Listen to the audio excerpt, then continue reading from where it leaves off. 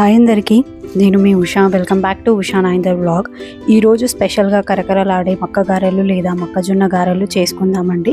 ఎక్కువ కష్టం లేకుండా ఈజీగా స్నాక్స్లోకి కానీ డిన్నర్లోకి కానీ ఈజీగా చేసుకోవచ్చు.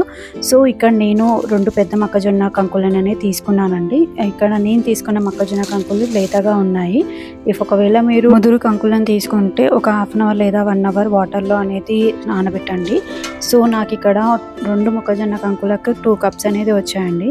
ఒక మిక్సింగ్ జార్లో మొక్కజొన్నని వేసుకొని అందులో వెల్లుల్లి, పచ్చిమిర్చి, ఎండుమిర్చి, అల్లం, జీలకర్ర, ధనియాలు, ఉప్పు వేసుకొని మిక్స్ పట్టుకోవాలి. అండ్ ఆ పేస్ట్లో ఒక చిన్న కప్ కరివేపాకు, పుదీనా అండ్ కొత్తిమీర వేసుకోవాలి.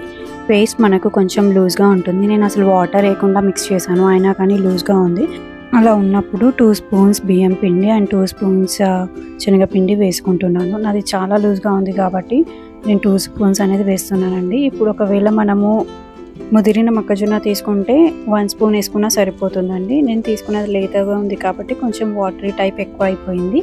సో నెక్స్ట్ వచ్చేసి స్టవ్ ఆన్ చేసుకొని ప్యాన్ పెట్టుకొని ఆయిల్ పోసుకొని, ఆయిల్ అనేది మనకు మంచిగా హీట్ అవ్వాలి.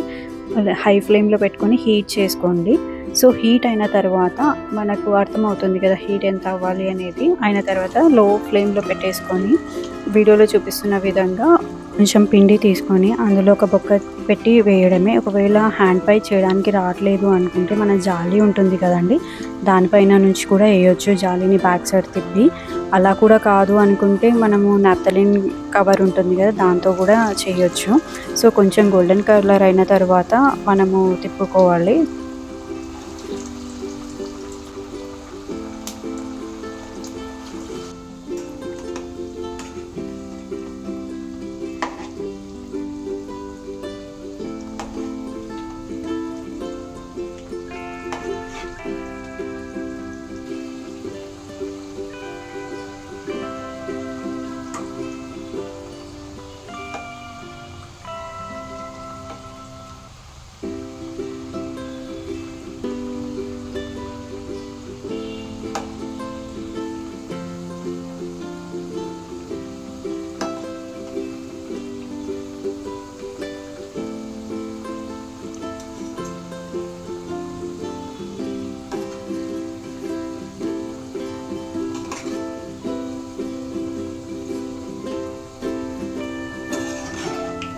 బ్రౌన్ అయిన తర్వాత తీసేసుకోవడమే.